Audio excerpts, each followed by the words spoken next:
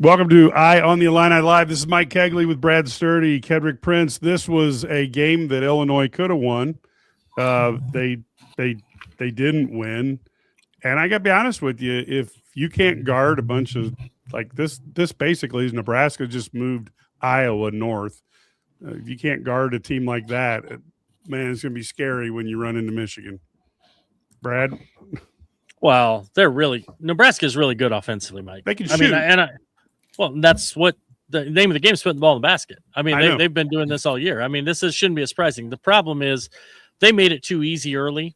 Yep. On them. You let them get their feet set and they get in a rhythm, and then they're going to make those shots. So that's my disappointing. I mean, they have to at least compete a little bit. I thought it was they were completely lost. I mean, they dropped now. The offense was scored at a good level. Now you think about the offense they scored. What'd they miss? 3 front ends of 1-on-1s, 2.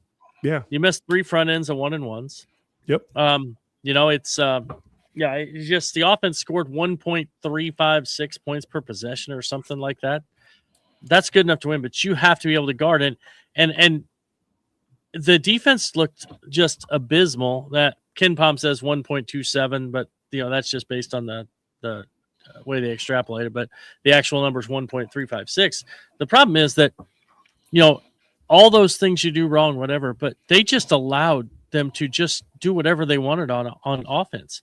There's no bite. There were times they went to that matchup zone, I guess, because they couldn't guard them. But you have to, there's got to be some physicality. You can't just let guys run free. And they're just, I don't know, just not impressed. They're really good on offense, but they are not good enough on defense. They fell, I think they fell to 44th now on KenPom on defense, or 41st. They just aren't good enough on defense. And they just can't do it. And they, you got to find a way to guard somebody one-on-one, guard somebody off the screen. So the miscommunication on defense was just brutal. And over and over and over, just letting guys cut for layups. And they run some good stuff, don't get me wrong, and that's fine. But that doesn't excuse the inability to just even bite. And then, you let Hoiberg basically, made the plays down the stretch. It was getting an offensive rebound. It was making the pass out on the kick out. I didn't like the defensive approach. I thought, there were so many times, so many missed defensive assignments and did the wrong things. And over and over and over, that's got to come down to, at some point, you can say that's coaching. We got to do a better job teaching them how to play defense. And you got to do a better job scouting report, understanding all that stuff. And, you look at those little things, that technical foul, when you give up the technical foul, after you get the 2 points, you gave them right back. Then you have the missed front ends. You put all that together, and you just, it's hard to win in this against a quality opponent. And Nebraska is obviously a quality opponent. Kid? I just thought defensively, Illinois was atrocious. I mean, you talk about, Brad mentioned a couple guys, but we all saw the same game. They weren't on the same page. Literally watching guys going for wide open layups. If you handle business, number one, and make your free throws, hey, you're not going to have a great performance all the time. You're not. You win the game by a close margin. Okay. Number two, I'm going to give Nebraska and Fred Hoiberg credit. He runs really good stuff. He runs really good action. Illinois was so dysfunctional on defense. We said it at halftime, quit helping out. Because what they'll do, they'll drive and they're looking to kick. They're not even looking at the layup. But our guys are programmed, like I said, to help. It's not why they lost. The missed assignments down the stretch, giving up wide open layups, guys looking. There was one time I'm watching the game and I'm sitting here watching. I'm not picking on Kylan Boswell. The one guy you could not leave open. Everybody who watched this game knew darn well that you could not leave Sanford open. You just knew it. And I'm watching him look to help. I'm literally watching him bite. And yet you're getting killed by doing that. This guy put up 32 points. The missed assignments, like I said, I don't want to repeat myself. It's frustrating. It's really, really frustrating. And I'm going to tell you, you're not going to see a lot of action like that from a lot of teams. But I'm going to tell you what, you're going to see that from Northwestern. They run the same thing. You're going to see Wisconsin. They have really good discipline principles. Illinois is a more talented team.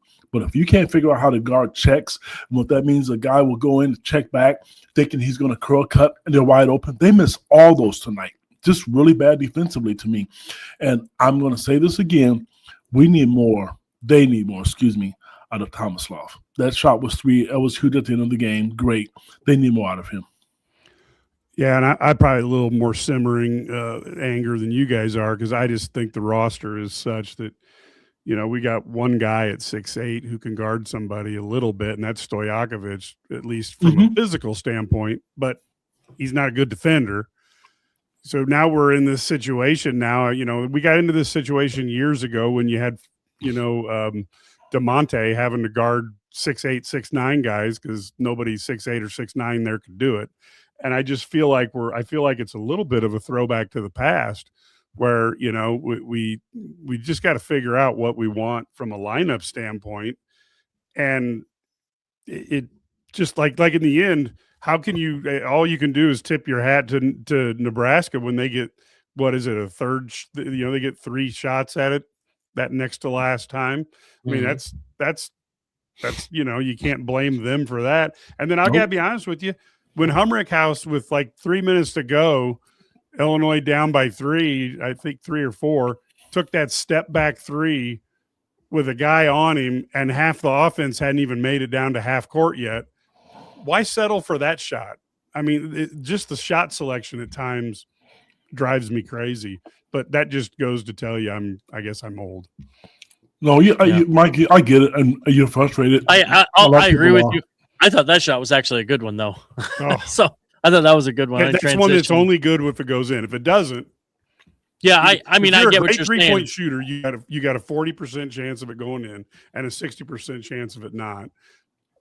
And so it didn't. And if you make it, then I have to go.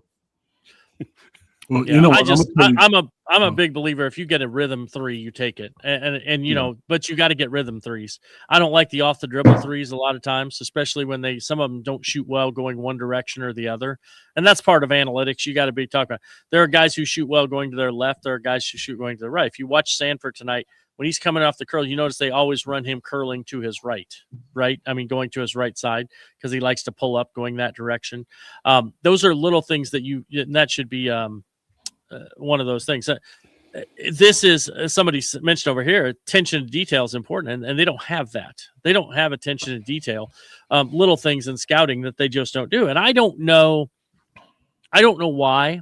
I mean, but you so many missed opportunities. Merkovich, Ivasic, Big Z. I mean, just and Wagler had a lot of missed assignments defensively where he struggled, but he's a freshman. He just put up 19 and 10. You can live with that stuff, right? A little bit from him, but the other guys have to be a little bit better. I don't know. And eventually you've got to find a way to not let the water keep, they turned out. I mean, they did a better job on Sanford in the second half, but then the other guys just cooked you. But at the same time, you got to turn it off sooner. You can't let him get to 28 points or 26 points in the first half to win that game. Nobody should get to that level that quick. I mean, it's a second game back to back. Yeah, and you have to be aware, like, hey, you know what? That guy's got like 12 points, 10 points. I think we should stop him. Deny him the ball. Don't let him get it. I mean, face guard, whatever it is, don't let him get it. And I'm gonna tell you guys what, Brad, you mentioned this at halftime, and I'm telling you, the best player offensively is a freshman. Back-to-back games. So Yakovich is a guy that I like the isolation at the top of the key. People don't like it. I'm sorry. I like it because we don't score well enough. When you're struggling to score, if that's your best option, you get out of there with a W and move on. Keaton Wagler, the last 3 games, 40, 39, and 38. That's not going to last. Brad, you're right. He puts up a double-double. Yeah, he made freshman mistakes. And you're right, on defense, the whole team did. And I thought in the first half, to be honest with you, he did. I thought Keaton was a guy that missed a lot of assignments. And I know what the scouting report was. I'm sure they went over it. We can't sit and say that they didn't. The kids didn't obviously listen. You got to turn this game around because I knew I was watching the game with people, and I told them if they don't come out and get a stop early, it's over because Fred is going to run good stuff. They make you pay. They will drive, and I'm just watching. You see the other action. You see the play developing, and you know what they're doing. And that's what's tough about young kids in basketball today and the way the offenses work. This was not a good loss. I don't care. And I do. At home, it's a horrible loss. I respect Fred Hoiberg. And not anybody can meet this guy. He is one of the few coaches, because I don't like a lot of them. He's first class. But there's no good reason you should lose at home. You went to Ohio State and won. This is what teams, when you want to win a national title or win a Big Ten title, this can't happen. Well, I'm not really right now at this point of the season. Now, things change and teams get better, but right now, I'm not concerned about Illinois winning a national title. I'm concerned about winning the Big Ten as well. Yeah. I think that matters. Or even the seeds. Even the seeding. Because right now, it's I hate to say it, this is what the difference is when you are 4-5 or 3-4. I mean, the season's not all lost because they're going to beat some people. But Brad said it right away. You asked him first. If they do not figure out how to guard, the coaches in the Big Ten are so good, they're going to exploit everything that you do. It's just who they are. There's so many kids from other teams. They'll tell you everything. The coaching in the Big Ten is, Brad Underwood like to say, is elite. So they better figure this out. Well, there has to be more determination to stop a player on the other team than there is to complain at a referee about a call. Well, or to talk trash to the other team and get a technical. I mean, you know what I mean? Like there is not, at some point you got to have a little bite. And I don't feel like they have bite. I realize they're having fun and it's this and that, but they're not competitive enough. I mean, that's my take on it. There's nobody knocking somebody on their ass. I mean, I'd rather have a technical because you knock somebody on their butt before I would talking trash. And it's just guys run free. The only guy physical on defense, and some of it's a lack of, strength or whatever, but the only guy really physical on defense is Boswell, and he's 6'2". You know what I mean? And so that's a lot of it. So you got to be better now. They have to be a better. Ked's right. The defense has to get better, but so much of it is just like teams are good. They're going to have days when they make shots, but it seems like it happens every day against Illinois. Illinois, yeah. Easy. You know what I mean? Yeah. It's because they make it easy. They have to do a better job. And talent is one of those things that, we talk about talent. Illinois has a great amount of offensive talent. They really do. I mean, they're fantastic. But they don't have a great amount of defensive talent. Like Stojakovic, you mentioned him. He has good defensive talent, but he doesn't play. He doesn't. He's not a good defender yet. He's had some good moments. Boswell can guard, smaller guys, but they just don't have. And Wagler will be a good defender, I think, down the road. He's just not quite there yet. But their big guys are almost. I mean, again, you have another team. What we talk about, though, we talked about this before. The teams that play 5 out and don't really play a big guy, because although Mast is 6'10" or whatever, he's a guy who he really plays a lot of perimeter, right? Those teams have given them trouble all year long. I mean, they have just dismantled. They have struggled in all those games when they played a team like that. So this, if we look at our schedule, you can probably tell which teams they're going to struggle with immensely coming into a game, right? I mean, they're going to struggle to get stops against those teams, and this is another example. They just really have. They're not. I don't know. I just don't feel like they are buying in defensively and working as hard as you probably need to defensively if they want to win. And but again, it's lots of teams have lost and this and that. But I think the expectations are a little bit higher for this game. They gave up. This was their worst defensive performance of the year. When you look at the analytics, it's really bad. 1.314 or something like 1.32, whatever points per possession for Nebraska. Man, it's hard to win like that when you give up that many points. And the game was slow. It was grinding, and that really was not ideal. Illinois didn't get out and push it at all, but you don't get stops. It's hard to run. Two things real quick. We talked about this after the UConn game about them being soft and not being tough defensively, and you saw what happened. You really did. I don't remember who just said it in our chat here. But Illinois right now, I think he's right. They appear to try to outscore people and think that's going to win. And at some point, you're going to have to take pride in it. And, somebody mentioned him playing a zone the whole time. That's never going to happen. even though it might be good for them. But right now, every team that plays Illinois, somebody's going to appear to have a career game. I don't know, and it's got to be something that I know. We all know that when they go to practice, what's going to happen. That's all they're going to focus on, and they should, because if you Sweet 16, Final 8, round of 32, the teams that are on top of the polls and in all the conferences, they guard. If analytics don't know, but they make it tough. That's why Illinois struggles against UConn, because they make it tough for them to score. One of my coaches told me, how does it feel when people play defense on you, kid? I'm like, it sucks. I don't like it. Then return to damn favor. Make it uncomfortable for them. Illinois doesn't do that. Make it uncomfortable for teams when it's tough. Know you're going to have to grind, because there is talent. I know there's some stereotypes out there about Illinois being able to defend and being soft and not tough enough. It's there, and you don't have to browbeat them and scream and yell them to do it. That takes toughness. It takes heart. Everybody thinks, I see Ty Rodgers. Yes, he's a good defensive player, but so is Andrei Stojakovic. He could be a great defensive player, just not all the time. Well, that's the issue I have is, against Ohio State, they hit the free throws and were really well. Tonight, not so much. Illinois ended up out-rebounding Nebraska by 7, but if you take out about the last 3 possessions, it'd be 10 or 12. But, boy, those were important rebounds, and at that point of the game, how do you there was a play earlier where Boswell went down the middle, somehow got the rebound basically on a force of will because he wanted one. And, during down the end, it's like almost like, well, I kind of got this space of the floor. Nobody can get it here. And then let's see where the ball is instead of going to the ball and trying to attack a rebound when you needed it. And what was Hoiberg? He got an offensive rebound, in the middle of all the trees. What is he, 6'1", 6'2", whatever? 5'10". 5'10", yeah. 4'3". That's just sheer effort, though, isn't it? It is. Because you're a player, Mike, the one thing you think about, this rebound is mine.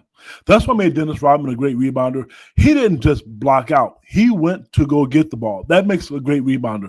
If all 5 guys are going to block out, get the mindset that when this ball comes off the glass, it's mine. Then you don't lose it. They don't have that mentality right now.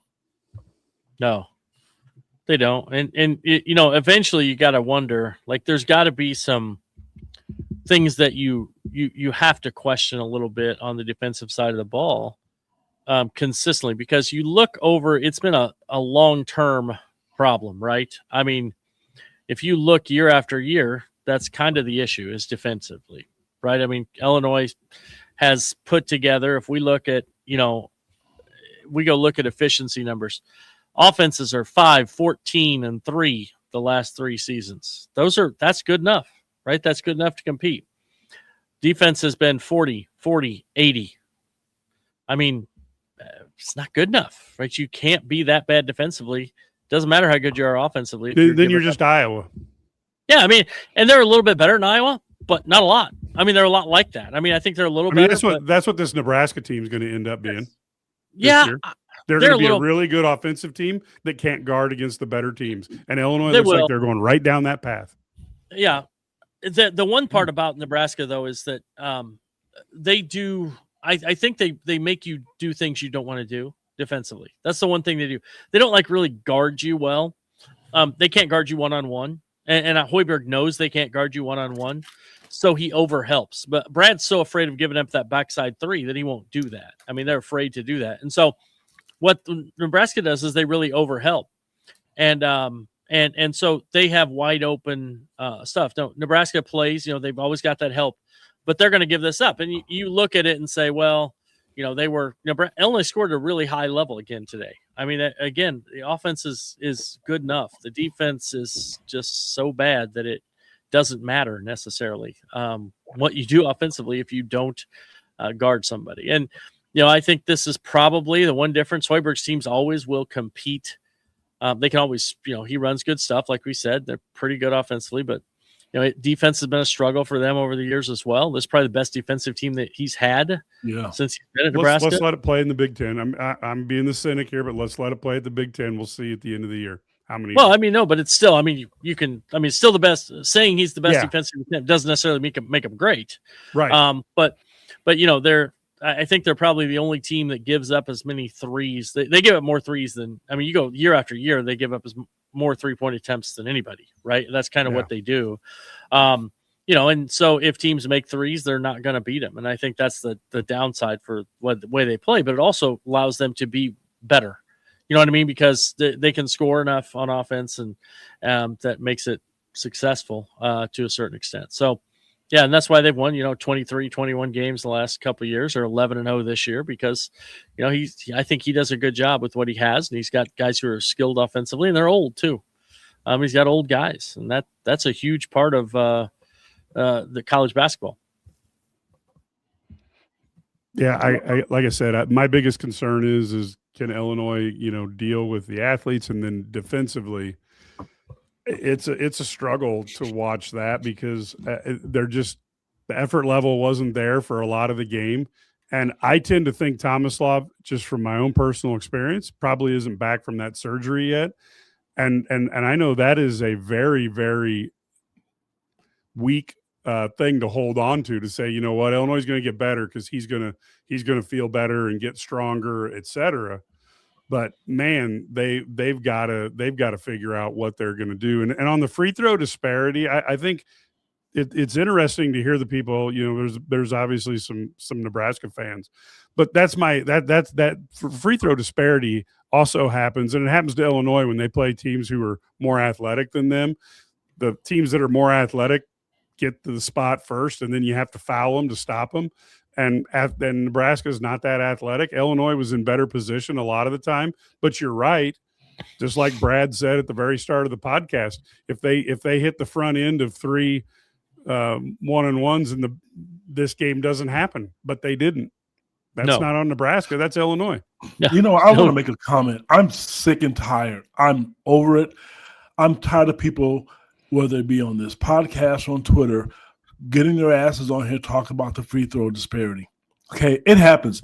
The way each team plays is different. Because a team shoots more free throws doesn't determine if somebody got hosed or cheated. I even see coaches throw their hands up in the air. Come on, man, they have 10 fouls, we have 1. Damn it, get to the rack. Do something different. To me, that technical foul, he deserved it. You can't taunt people. Now, the foul on Tomislav at the end of the game, I wouldn't have called that one. But you know what? I'm never going to sit here and complain. I'll complain about the officiating because Mike Cagley and Kedrick Prince are kings at it, truthfully.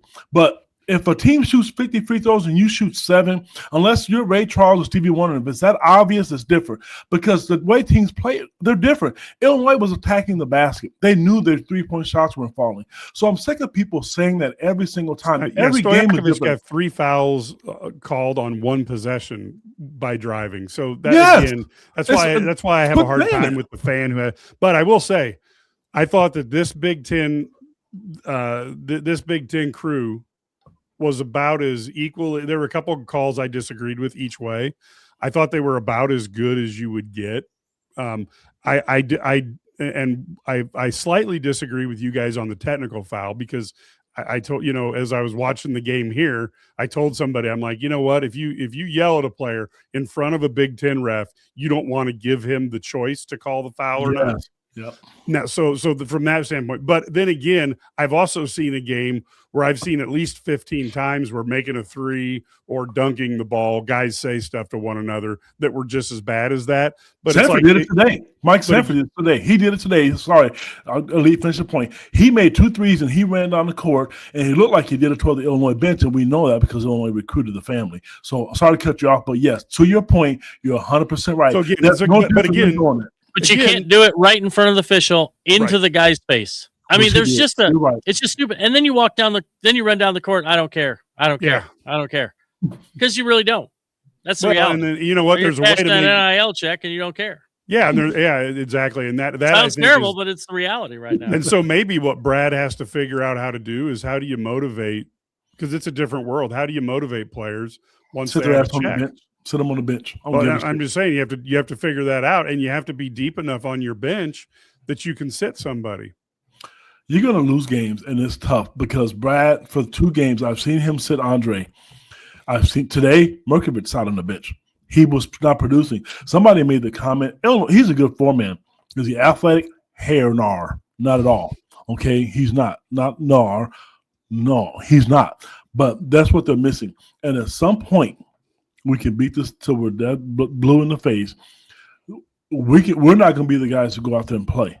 They're going to have to go out there to make changes. And some people are right. With the offense, the players that we have, I don't know if it's ever going to happen. I don't think they were great defensively last year.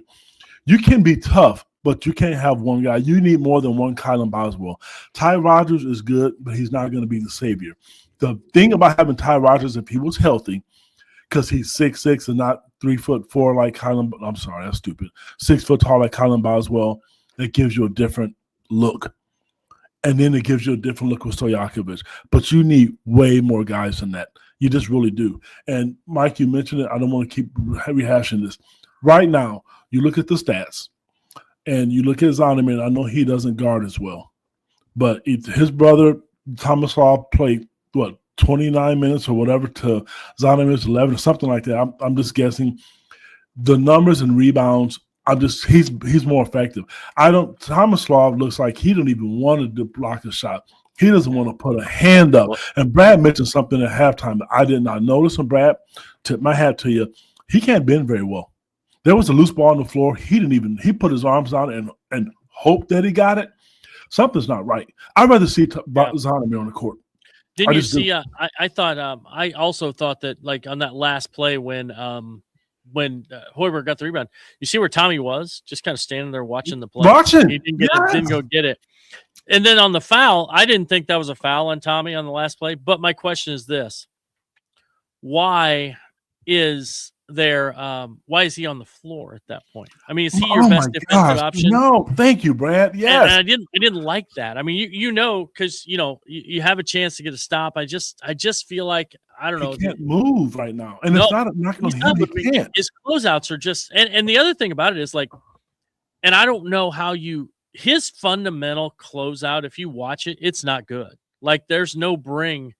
There's no chopping feet. There's no, like, closeout staying low. There's no knee bend. Everything's just kind of step out. And then he has to turn and chase, essentially. That's what he is. And it's not good. He does. And I don't remember him being that slow last year. He wasn't.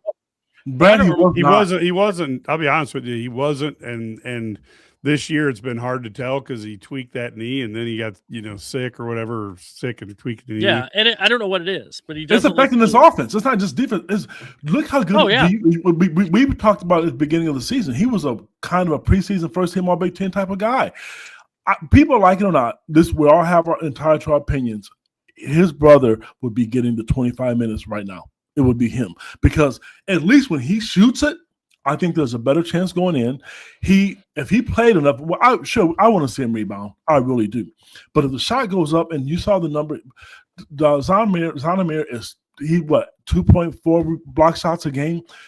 Tomislav doesn't even challenge the shot. When teams see Zonoman in the post, they'll run and go the other way. I've seen him dribble out of it. They don't do that with him. That's what you want a rim protector for.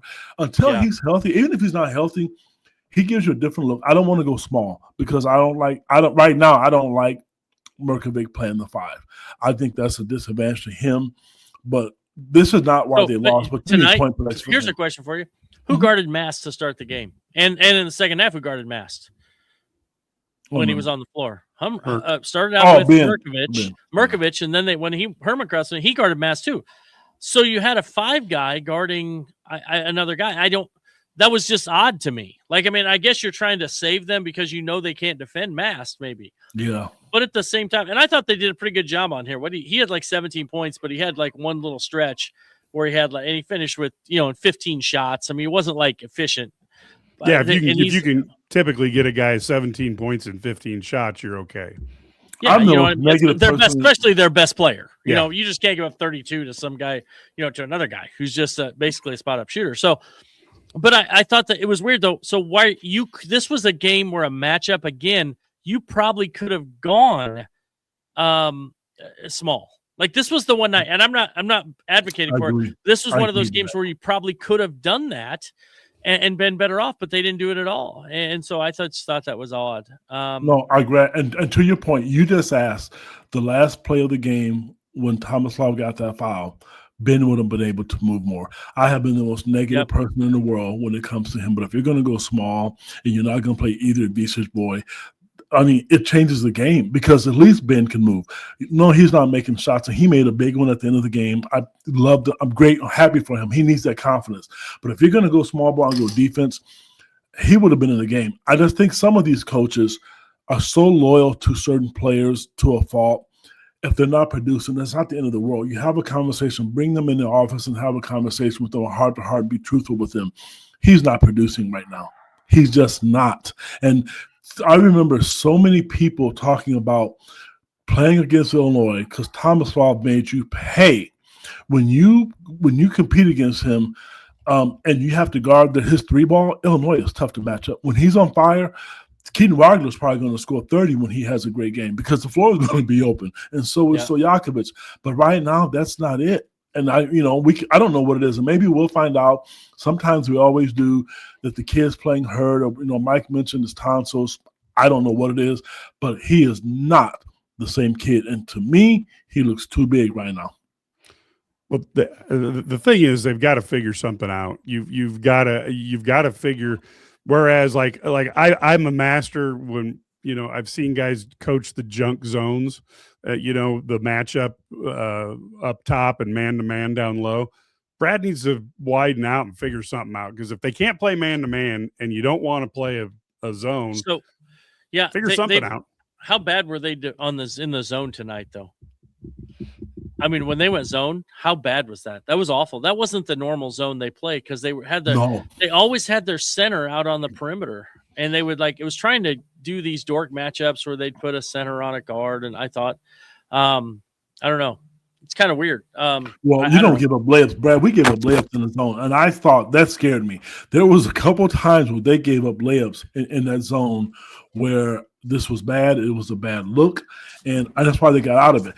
To me, if I was ever a coach, and in college basketball, I would spend a month or two with Jim Boeheim just to learn how he taught it, because he made it tough. Everybody can't teach a zone. You could get in it and be great. He made it hard, because if you had that zone tonight, maybe against the UConn, the game is different. The way he taught that zone was not the same. And let's face it, this isn't going to change. He can get tougher with the guys, and they can go get rebounds.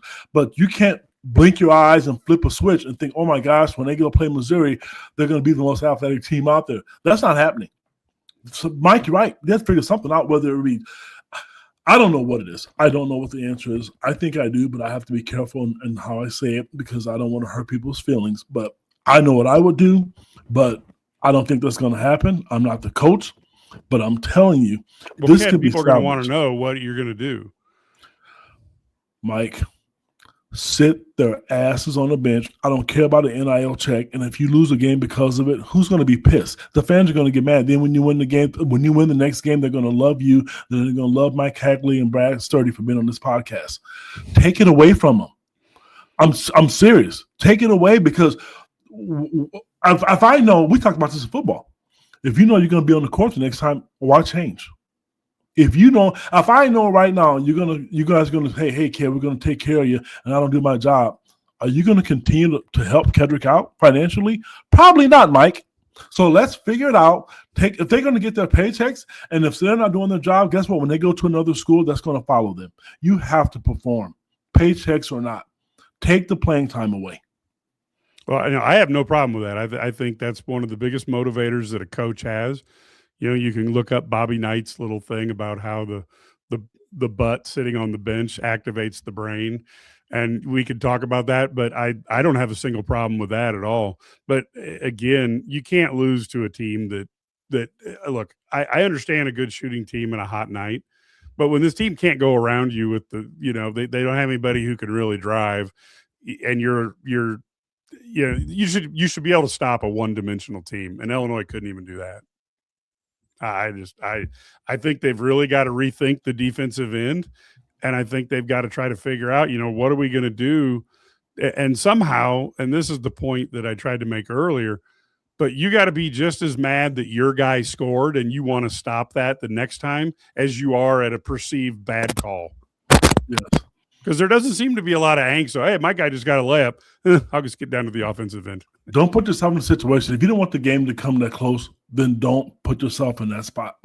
Compete. Like I said to you 10 minutes ago, if you don't like the way people defend you, return the favor. Make it uncomfortable for them. I don't know. I mean, we've seen this on here so many times, and neither one of us, we've not commented on it. People are really upset with the European players because that's true. There's a knock on them. That's been a harp on them forever. I don't know if that's it. People saying they didn't play defense last year. It could be. I don't have an answer. I didn't play overseas, but I've had enough people tell me that matter that it is a little bit different. But on the flip side, you're going to get a hell of a fundamental player. You're going to get some really good. You're going to get a really good offensive player and a good team player. I don't know if it's because overseas they don't play defense. I know they're good at that. Maybe that's what the answer is, but I don't know. Maybe you need a bonus system with your NIL checks that, gets you on block shots and defensive rebounds and charges taken. Maybe that's the way to influence people. An incentive bonus check. A lot of people, I'm seeing a lot of comments over here about Boswell. Like, I don't really get that. I don't understand that at all. 20 points and the best defender on the team, whether you think that's 20 points on 9 shots, 3 assists, no turnovers. The other thing he did was in the second half, he was on Sanford. Yeah, 6'8" on 6'2". And he didn't score as many second half. It's like he did Thornton. 6 points in the second half. So I'd agree with that. Yeah. No, that's the other thing that we were talking about here is here we are again. You got a 6'2" guy who's got to try to check a 6'8" guy. How do we keep getting into that situation year after year? Because Merkovic doesn't do his job, and you know who left, and I'm not going to say his name because that's poison to mention his name right now. Yeah, well, but I think you got Stanford. You got to put a guy who can, and they changed the way they did it defensively, which they were switching, which took away a lot of options in the first half. But it always got you like a different guy on him, and it wasn't always Boswell at him. Then they had Boswell kind of stay on him late to keep him from getting free. The problem is then they got cuts. They got other guys open. So that's all part of this. So, you got to guard better. And, so somebody's asking about the offense. It's 5 out. It's new. It's modern. It scores. I mean, and modern, you cannot like it. Again, people don't like it. I'm not saying you do it, but that is how you that's how you score. And so, and add one thing real quick. That's how you score, but it also scores differently than what we're used to. Yeah, well, I know, but that's the thing. You don't have post ups. Like, I mean, everybody loved the offense when you threw it to Kofi. Guess what? Right. It wasn't as good. Like, I'm not trying to be mean. I mean, I'm not saying Kofi wasn't efficient, but the turnovers you have trying to throw entry passes, all those things are part of it when you do that. So it's modern offense, and it's different. So you watch. I mean, how many times did Nebraska post a guy up? Where did Mass spend most of his day?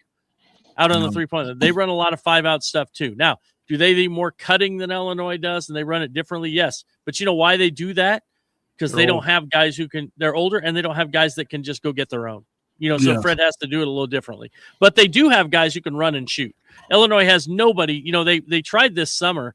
Everybody's like saying, well, I don't know if they should have added this guy. But they tried to add guys who could shoot on the move. Like, remember Alfonso Plummer? Remember all the sets they used to run to get him freedom? That's what they would love to do with like a Sanford. That's why they recruited him. Josh Dix. That's why they recruited him. Was to get a guy who could score on the move. They don't really have a guy like that who can, come off a screen and catch and shoot on the run and shoot. And so they don't really have a guy like that. So every offense is going to have there's no perfect offense, like when you do this. And that's where I think Illinois, they're trying to maximize their individual players' talents on offense. The problem is, again, it's the other end of the floor and does this. So, but here's Jeffrey, and I don't mean to be mean to people, but UConn plays old school. UConn guards people.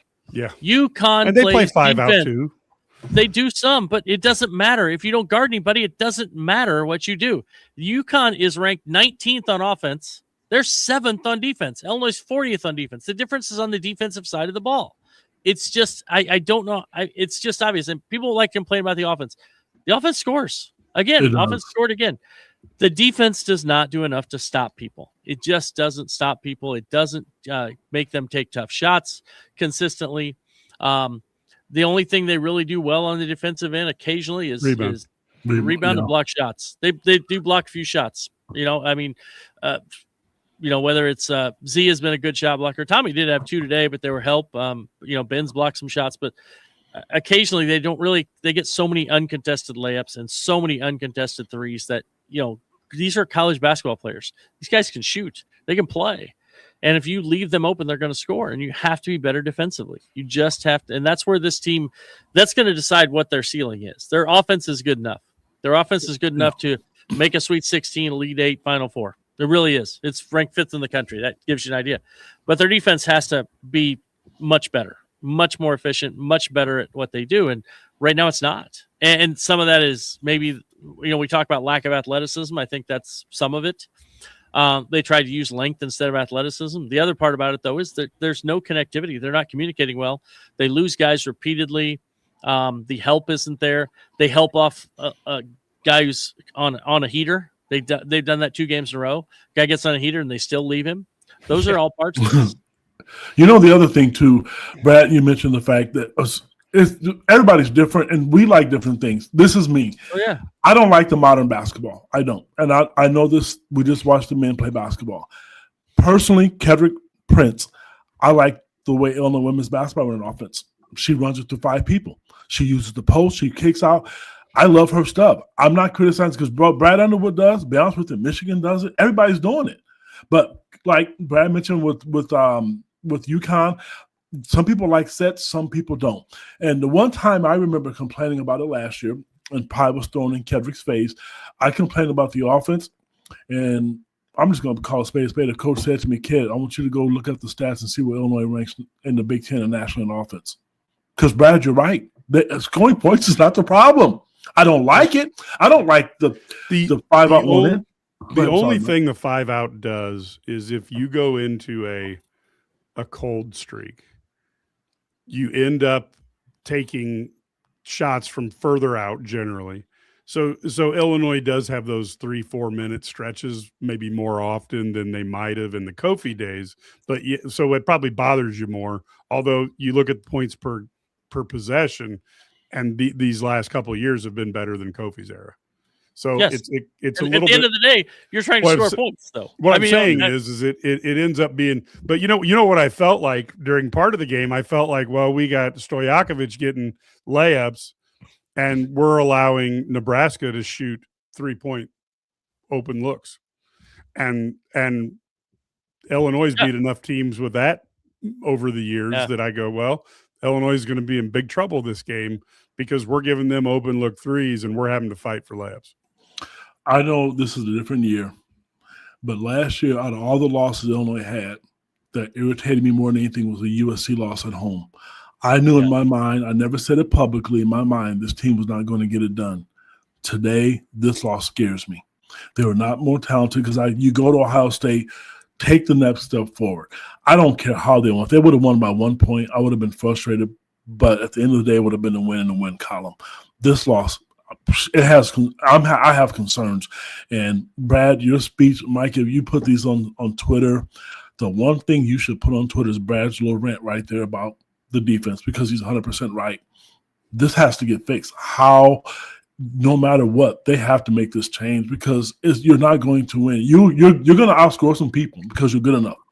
And then you're not going to have a lot of games where somebody's going to score 49 points on you in the first half.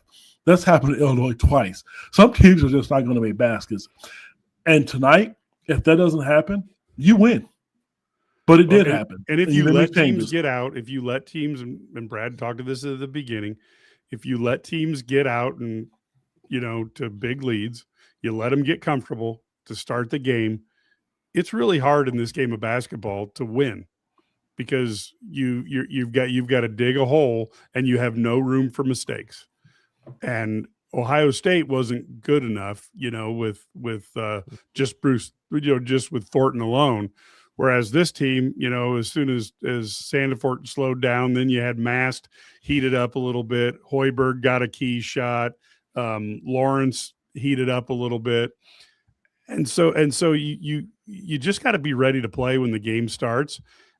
And ironically, all three of us played basketball long enough to realize that the one part of basketball that we could control was the defensive end, because you could put the effort into it. And sometimes, I don't know, I hate to say guys don't care because I'm not in their head, but there are times that it makes you wonder, why aren't they bearing down and doing a little more on the defensive end? I don't know. You think so? My side of this is always just I from the defensive side of the ball, like, some guys are going to make shots, and there's some guys that it just happens. You're going to have that, but at the end of the day, you can't have the mentality that that's okay because I'm going to score at this end, so it's going to be okay because I'll just outscore them. And I think that's their mentality is a little bit. So, it's just not you can't have the breakdowns that you have, and so it's tough to watch, and again, that's a little bit of pride in the defensive end, realizing that the offense is not going to be there, and so they have to get better on the defensive end. And I can't believe, I don't know, I feel like that I don't know how suddenly this team, and I realize that when you kind of look at this, when you look at defense, you look at guys, and we always say that, well, it's about your players, right? What players you have determines how good your defense is. If that were the case, there are always if you kind of look at the way defense, certain coaches are always good at defense, right? I mean, they're always in the top 50 on defensive efficiency. They never fall out of that range. Now, some of that's they have players, but some of that's just always they do a great job scheming. They have a system that they play, and so forth and so on. Illinois I don't feel like there's a defensive identity. They can't decide whether they want to pressure, play. Remember, it was always the knock was drop coverage. Well, they don't really do that as much anymore, right? I mean, they haven't done that as much this year. It's still the same. So they gotta. I think my thing is you have to do a better job. Have to do a better job of changing things up. When you're not good defensively, you have to make the other team not know what you're going to do. Maybe we're not going to do the same thing over and over. I don't know. I mean, I equate this to baseball. You have a guy out there, if he throws 85 miles an hour and he just keeps throwing 85 miles an hour down the middle, they're going to hit you what? They're going to hit bombs off, right? I mean, if you throw 100, you can get away with it a lot of times. Maybe not in the major leagues, but if you don't, you can't do that. So you got to do other things. It's the same thing. You got to change things up. We got to do this, but we don't put any pressure on them. The only guy who ever kind of gets after guys is Boswell. Everybody else, nobody really gets into them, makes them uncomfortable defensively. And I've been talking about this for I don't know how long, but Trent Frazier used to make guys uncomfortable. Mm-hmm. They didn't want Trent to guard them because it was they throw the ball to somebody else because they didn't want Trent on them. You got to have that, but it's got to be more than just one guy. So, the comment from Bobo Kick. Okay, I don't know if this is true. We didn't hear the press conference because we got on the podcast right away. Brad Underwood said David Merkovic had 2 really bad practices leading into this game. Couldn't put him in the game. Kedrick Prince's response: if he had 2 bad practices, sit his ass on the bench and don't start him. That's it. Why? He proved to you that he had a couple of bad practices. We've seen this a number of times from Coach Underwood. So he was rewarded. He didn't perform well today. So if he didn't perform well today, I'm sorry, Ben Rickhouse would have got that shot, because you know what would happen? His bad practices, the next time they took practice, whether it be tomorrow or Sunday, probably would have changed. You wouldn't even have had to have a conversation with him if he didn't perform. That's what I'm saying to you. They know they're going to be on the court. So if he didn't practice well, whatever reason it was, put him on the bench. Why can't you do that anymore? You don't have to embarrass him publicly. You could come out and say, he just said he didn't practice well, so I don't think he deserves to start. No coach is going to get fired for that. Petrovic didn't even get in the game today. So sitting a kid on the bench is not the end of the world. Yeah, and I worry about Petrovic. You keep his mind in the right place. He's going to have to play better in practice, obviously. But I got to be honest, Wagler playing 40 minutes is not a. I know that there's no game in until the 22nd. When they play Missouri, but it worries me that if you don't play somebody now, when you start to play 2 games a week and occasional 3 games a week, then who's going to play when Wagler's starting to break down? Because I thought, again, as a freshman, you're talking 19 points, 10 assists as a freshman. Now, I know he wasn't perfect on defense, but hey, he's giving you a lot. But I worry about the legs. You can live with that. You can't. I know, that's what I'm saying. But I worry about the legs, though. That and not now, but I'm talking. What is it? Mid-January to mid-February, that freshman wall hits, and I'm a little bit concerned because man, Mike, here's the deal. Not only that freshman wall hit, teams are going to start putting him at the top of the scouting report. I'm telling you, because he's the one guy that can knock down threes, and they're going to figure out that spin dribble. And he's a great passer, but he right now is at the top of the scouting report because it's probably Visas, Boswell, and Stojakovic. That's right now. If it's me, that's changing to cut the head of the snake off. Who's going to score? If I'm another team, I'm worried about the 2 guards and Stojakovic much more than I am anyone else right now. My thing is do you worry about any of the big guys? Like, I'm not trying to be anything. I mean, right now they're not right now on the front court. That doesn't mean they're not going to, but I just think there's no concern. Vučković, you have to guard him. You go back to the Ohio State game; he was great. But he was great against Ohio State. He's also terrible tonight, and he was terrible. And he's very inconsistent. But again, he's freshman, right? You know what I mean? That's what we have. So I thought, the object was to get old, stay old. We've heard that before, right? Yeah, the killer. Look, nobody wants to admit it, and it's unfortunate, but could you have ran to somebody to get a check to match Michigan for Morez? I mean, I'm not touching that one, baby. I have no comment. I plead the 5th. 4 fingers. I plead the 5th. I'm with you. Here's the thing. But that's that's one of those decisions that you have to make because it wasn't just about money, guys. His dad wanted him to shoot the ball, and he wanted to be highlighted. There, that's so what it is. I know, but Mike, he wanted to be highlighted, and he's starting. And I'm sorry, we can say money because I know what Illinois. I know what was offered to him, Brad. You know as well as I do. His dad wanted him to be the focal point, and he's not at Michigan. We know he's not, but he is starting. He wasn't patient enough, and I'm gonna just call it. I don't give a shit if anybody shows it to his dad. His dad made the comment to me when Illinois lost to Kentucky in the tournament game last year. I don't remember it because I'm 107 years old. There was a play in the second half that Morez shot a 15-foot jump shot at the free throw line. According to Papa, he got chewed out for that. That's what started this whole thing because it was the only time that entire season, where he shot a shot. And we've all talked about it because we've seen him at games shooting 3-point shots, in practice and stuff and warm-ups. And his dad was mad about that.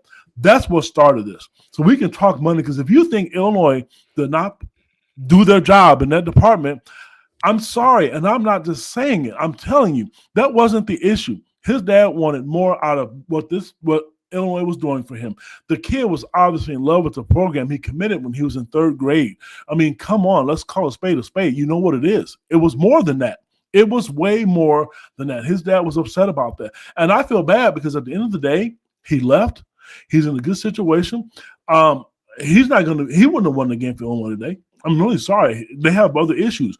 We just talked about the whole team being tough. They're missing more than one guy. But you need somebody, though. But you need somebody who can lead by example in the practices. Ty Rodgers can't do that because he's got a knee injury, and it's down to Boswell and I mean, somehow if you want to be a tough defensive team, you have to accurately recruit guys who can A, play that type of ball, and B, want to play that type of ball. Mm-hmm. And right now, I think they've got a team that can shoot with, can play offensively well. They got to think a little more about the defensive end when they're recruiting, I think. I don't know. Well, I don't think it's going to change anytime soon. So I agree. That's a buzzkill. So that's not going to change anytime soon. Yep. We got Brad silent. So when Brad goes silent. Well, here's, I was laughing because he did like this before. I think he's getting a migraine. I am. No, they look, I just think, I think one of those things, like no one player is the I don't know. No one player is like a game changer unless it's like LeBron or Michael or somebody like Kareem. It's like because it's not like, at the same time, if they have Merez, they don't have Big Z, right? And so then you have it adds this. Merez wanted to be more of a 4, which was interesting because Michigan is actually playing it more at the 4 because they have Mara, and they're playing, but they also have Yaxel Landenberg at the 3, right? So they have a massive 3. So it's a different setup. But I just think Illinois' biggest thing, they have to get on the same page defensively. You got another week of practice here. Or get on a page defensively. Well, and that's the thing. I don't know. And again, people knock the offense, don't like the offense, whatever. I don't. At the end of the day, my version of offense is the offense. The best offense is the one that puts points in the baskets. I had when I coached, I had one team that set the state record in the junior high state tournament when I was young, and they for threes made. It was crazy. We almost looked like the flying line, or that looked like the 0405 Illini. We dribbled a bunch of guards and we shot threes. I've had other teams where we had a post guy. We just threw it in the post all the time. You adjust, but at that level, you adjust your personnel. Now you can recruit to what you want. They have a lot of guys who can really score in isolation. They have a lot of guys who can. They wanted a guard who would be really good in pick and roll. He just turns out he hasn't played at all. He's not playing right now. But at the same time, all of that said, we had a defensive identity, and you have to guard no matter what it is. You have to guard and take pride in that end. It's not there right now. You can say what you want, and you can say they're not athletic enough. Okay.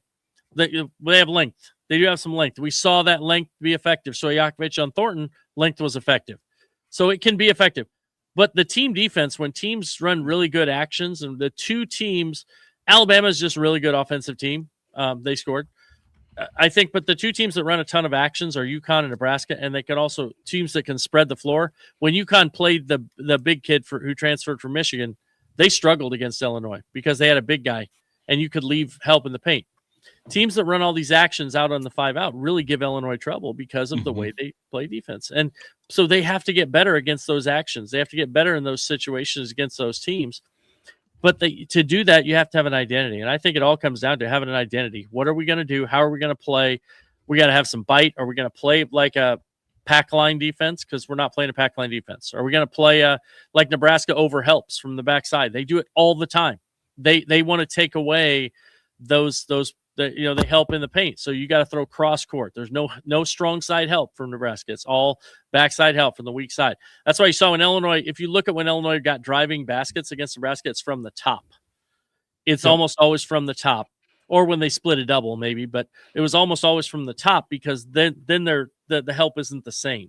Right. That's why I wanted to go into the free throw when they were leaving that bubble. It's like get in there and get go in the right paint, down. Right, get in that elbow. And that's why you saw them move to Stojakovic at the elbow. Yep, because exactly. Guys don't know, because you can hit both sides on the penetration. Exactly. And so they don't know how to help. They can't help as well. So that was a good adjustment. People don't. That's a minor adjustment they made, getting him the ball at that elbow. He scored 3 or 4 times in a row or something when he had that action. So those are good adjustments, but at the same time, but that's offense. Whatever. They score points. They got to get better defensively. They have to have an identity and see what they do. Right now, I don't know. Just don't see it. Yeah, maybe they need to go full Eastern European thug. Well, maybe they need one more guy. Seriously, embrace the stereotype. Yep. We'd rather. I think the problem is, I think Illinois flops more than they knock other people down. You know what I mean? Like, it's just a different thing. I'd like to see him be a little more physical, a little tougher. And, I thought last year, and I will say this, I thought Tommy was last year. Remember him against like Indiana, and kind of he got a technical, but it was like defending. Tough, yes. He doesn't have that edge right now, and I don't know what it is. He's just not comfortable. I don't know what it is, but he doesn't have the same edge that he had a year ago. No, and that's what we're missing. This is an hour of the whining, guys. So we're gonna let people off the hook now.